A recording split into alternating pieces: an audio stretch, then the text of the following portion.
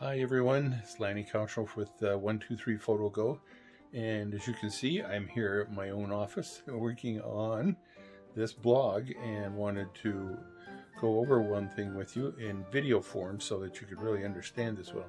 Sometimes when you have a teacher that teaches in front of you and gives you the instruction of how things work, seems to be better information than even reading it yourself, because this is just so self-explanatory this way. But today I wanted to go over the reasons or the differences between a regular DSLR and a mirrorless camera. And a lot of people are still wondering, well, what's the big deal about the mirrorless cameras?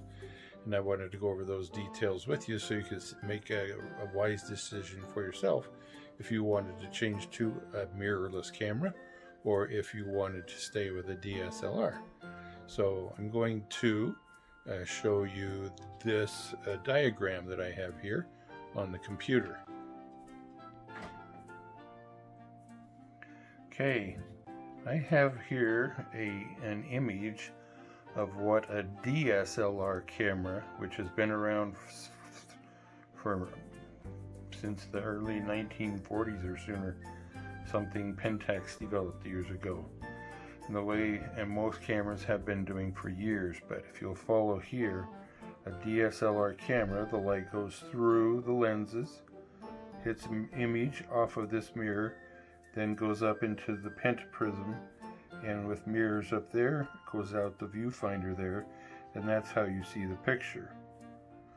What happens in a mirrorless camera is this is eliminated. There is no more mirror. So the image now goes through the lens, straight through the camera, a shutter opens and then allows the image to be seen on the sensor on the back of the camera. But you'll notice the mirrorless cameras still have this up here on top of the camera. So what happens now is you look through this viewfinder and you will be looking at an LCD screen rather than an actual picture or an image that is for real. You see an image on an LCD screen here, and there's also of course one on the back of the camera, as the current DSLR cameras will have too. So some people will kind of like, well, I would still like to see my image.